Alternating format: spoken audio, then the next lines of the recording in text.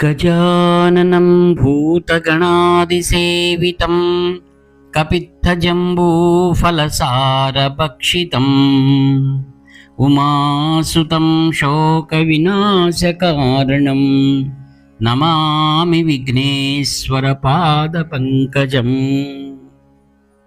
సదాశివసమారంభాం శంకరాచార్యమధ్యమాం అస్మదాచార్యపర్యంతాం వందే గురుపరంపరాం. అపార కరుణాసింధుం జ్ఞానదం శాంతరూపిణం శ్రీచంద్రశేఖరగురుం ప్రణమామి ముదాన్వహం. దేవే దేహే చ దేశే చ భక్త్యారోగ్యసుఖప్రదం బుధపామర సంసేవ్యం తం శ్రీజయేంద్రం నమామ్యకం. నమామః శంకరాన్వాఖ్య విజయేంద్ర సరస్వతీం శ్రీగురుం శిష్టమార్గానునేతారం సన్మతిప్రదం శ్రీ సత్యచంద్రశేఖరేంద్ర సరస్వతి స్వామినే నమః. సర్వమంగళమాంగళ్యే శివే సర్వార్థసాధికే శరణ్యే త్రయంబకే దేవి నారాయణి నమోస్తుతే. జయ నారాయణి నమోస్తుతే. ఆత్మీయ మిత్రులందరికీ కూడా హృదయపూర్వక ధన్యవాదాలు. శ్రీ కాంచి కామకోటి పీఠం శ్రీ శ్రీ శ్రీ చంద్రశేఖరేంద్ర సరస్వతి మహాస్వాముల వారు ఉపన్యాస మాలిక దేవుని స్వరం ప్రథమ భాగము. విషయము ధర్మపు వర్గీకరణ. సామాజిక జీవన నిర్వహణపై పలు వృత్తులను చేపట్టవలసి ఉంటుంది. భౌతిక ప్రయాసతో, శారీరక యత్నంతో ఇంకా రకరకాలుగా చేసే వృత్తులు ఉంటాయి.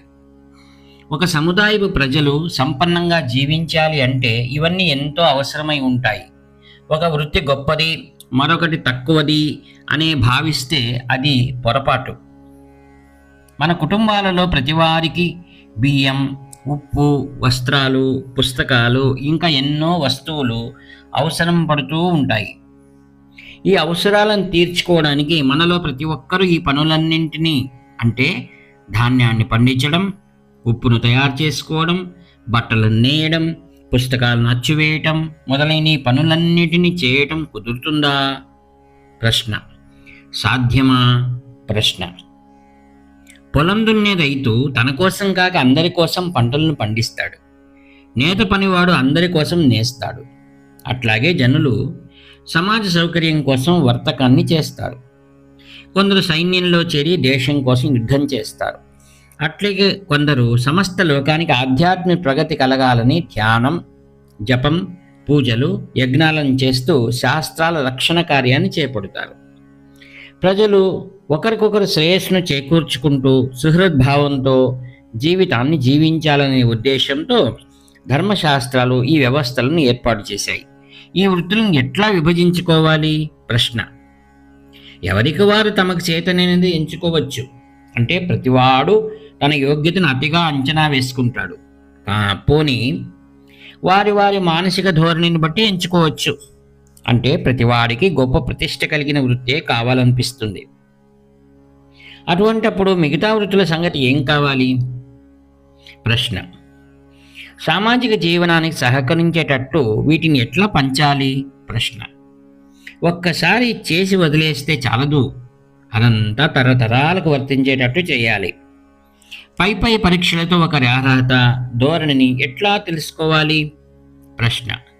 ప్రతి వృత్తి కోసం ప్రతివాడు పోటీ పడడానికి అర్హుడు అంటే అది కుదిరే వ్యవహారమా? ప్రశ్న. ఈ వృత్తులను ఎవరు ఏర్పరుస్తారు? ప్రశ్న. దీన్ని ఎట్లా చేయాలి? ప్రశ్న. దీనికోసమే వర్ణధర్మం ఏర్పడింది. ఈ వృత్తులను వంశపారంపర్యంగా చేయాలని ఏర్పాటు చేసింది. ఆ వృత్తి ఏదైనా సరే, ఇది నాకు పారంపర్యంగా వచ్చింది, పరమేశ్వరుడు దీన్ని నాకు అందించాడు అని భావిస్తే, నేను దీనిని లోకహితమై నిర్వర్తిస్తున్నాను అనుకొని పాటిస్తే అదే అతడి ఆధ్యాత్మిక అభ్యున్నతికి సాధనంగా అవుతుంది. వివిధ వృత్తులను చేపట్టేవారు ఆధ్యాత్మిక విముక్తిని పొందటానికి కొన్ని క్రమ పద్ధతులను, నియమాలను ఏర్పరిచారు. శరీర శ్రమం చేసేవాడు ఉపవాసాన్ని చేయమంటే చేయగలడా? ప్రశ్న. బౌద్ధిక కార్యాలను చేసే వారికి శారీరక పట్టింపులు అంతగా ఉండవు. శారీరక మోహాన్ని విడనాడాలనే ఉద్దేశంతో స్నానాలు, ఉపవాసాలు, ఆచారాలు, వ్రతాలు అన్నీ వారికి చెప్పబడ్డాయి. ఈ ఆచారాలు, పద్ధతులు, నియమాలు వ్యక్తి యొక్క వృత్తిని సంబంధించినవై ఉంటాయని అర్థం చేసుకుంటే అసలు పోట్లాడలే ఉండవు. ఒక ఆచారాన్ని పాటించే పద్ధతులను, రీతులను దాని ఆంతర్యం తెలియదు కదా అని విడిచిపెట్టకుండా కొనసాగిస్తే అది మనకు అర్థమైన తర్వాత కాలంలో ఎంతో ఉపయోగపడుతుంది. జనులు తమ ధర్మాన్ని పాటించడమే కాక పక్కవాడి ధర్మాన్ని కూడా కాపాడగలిగితే మంచిది. పోటీలు పడుతూ నువ్వు ఆ ధర్మాన్ని ఎందుకు పాటిస్తావు ప్రశ్న, నా వద్దకు రా అనో, లేక నేను నీ ధర్మంలోకి వస్తాను అనో అనే బదులు ఎవరైనా తన ధర్మాన్ని విడిచిపెట్టబోతుంటే, చూడు నాయనా, నీవు నీ ధర్మాన్ని పాటించాలి, అది నీకు నాకు కూడా మంచి చేస్తుంది అని చెప్పాలి. వృత్తి నిర్వహణ విషయంలో ఎవరూ గొప్ప కాదు, ఎవరూ తక్కువ కాదు. సమాజం సరైన రీతిలో మనగలగాలి. కనుకనే శాస్త్రాలు వృత్తులను విభజించి వాటిని పాటించే పద్ధతులను చూపించాయి. ప్రతివారు ఇష్టం వచ్చినట్టు ప్రవర్తించడం మొదలు పెడితే అందరి మంచి కోసం ఏర్పడిన వృత్తులు సక్రమంగా సాగవు. కారణం ఏంటంటే, ఈనాడు ప్రతివాడు పక్కవాడి ధనం కోసం ఆశపడుతున్నాడు. అందరూ ఇంకా మరింత ధనం సంపాదించే మార్గాలలో పడిపోతున్నారు. అప్పుడు జనులకు హితమును సమకూర్చే వృత్తుల విభాగం అనేదే ఉండదు. అందువల్ల తన కోసం వంశపారంపర్యంగా వచ్చిన వృత్తిని పాటిస్తూ దానితో పాటు తత్సంబంధమైన పద్ధతులను అనుసరిస్తే సమాజంలో పోటీభావాలు, ఈర్ష్యలు లేకుండా జనులు కార్యాలు కొనసాగుతూ ఉంటాయి. అంతేకాక వారు ఆత్మశుద్ధిని కూడా పొందుతారు. ఒకవేళ సంస్కరణల పేరుతో వికృతీకరణలు జరగకుండా ఉండాలంటే వీటి గురించి ఆలోచించాలి.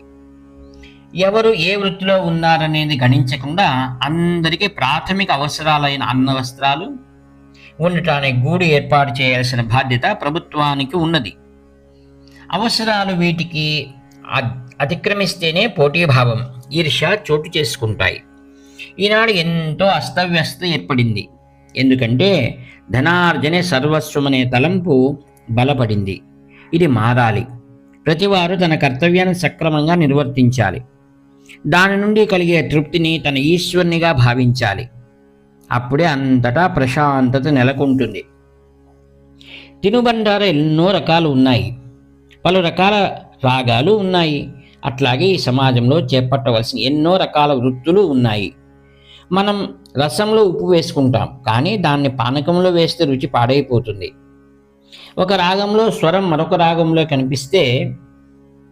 కలిపేస్తే అది కర్ణకఠోరంగా ఉంటుంది.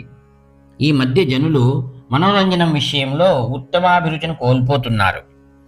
కదిలించే పురాణ కథ మధ్యలో హరికథలను చెప్పేవారు చౌకబార్ హాస్యాన్ని, చమత్కారాన్ని తీసుకొస్తున్నారు. జనులు దాన్ని కూడా ఆస్వాదించేస్తున్నారు. మంచి ఆహారం దొరుకుతున్నప్పుడు కూడా జనులు రుచి లేకపోయినా, ఆరోగ్యం పాడు చేసేదైనా పొగాకును తింటారు. ఇవన్నీ చపలత్వానికి గుర్తులు. అన్నింటికన్నా పెద్ద చపల చిత్తత ఏంటంటే సామాన్య ధర్మానికి అనుకూలంగా విశేష ధర్మాలను ఏర్పరిచే వర్ణధర్మం గురించి తికమక పెట్టడం. హరి ఓం తత్సత్. వ్యాఖ్యాత నివర్తి నాగభూషణ శర్మ. హరహర శంకర జై జై శంకర. హరహర శంకర జై జై శంకర. హరహర శంకర.